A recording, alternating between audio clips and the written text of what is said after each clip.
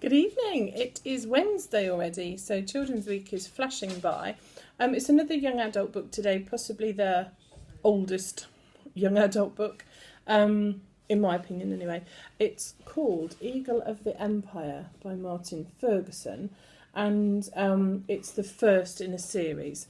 And it is fantastic. It's exciting and well written. It's got all the elements you need. It's a kind of, you know, if you like Horowitz and you like Indiana Jones and you like all those sorts of adventures, then this is totally going to be up your street. The only element of it that it's quite violent, so my 10-year-old, we might read it together. I think he would.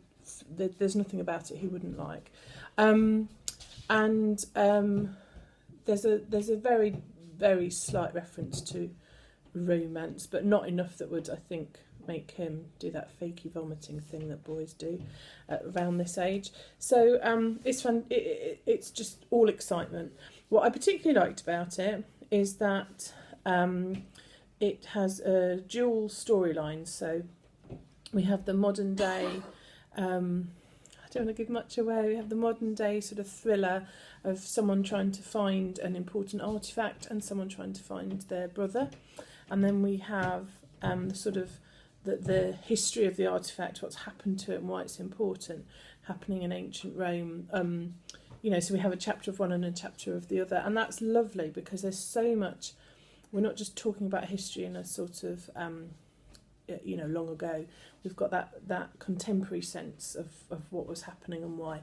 Like I say, the only reason it might be for older teens is it is quite violent. All completely appropriate to the story, but yeah, I mean, there's gladiators and there's the arena and there's quite a lot of fighting in it, but it's cracking, it's exciting and dynamic. For teenage boys who are kind of looking for that young Indiana Jones type thing, I think it's hitting all the marks. What's clever about it is that it introduces this notion of a secret organisation who collect up these artefacts, very cleverly done in terms of who they work for and where they work. I won't spoil that for you, but it's very clever and ingenious. And so, of course, that opens up all of history, doesn't it, for them to go and have more adventures.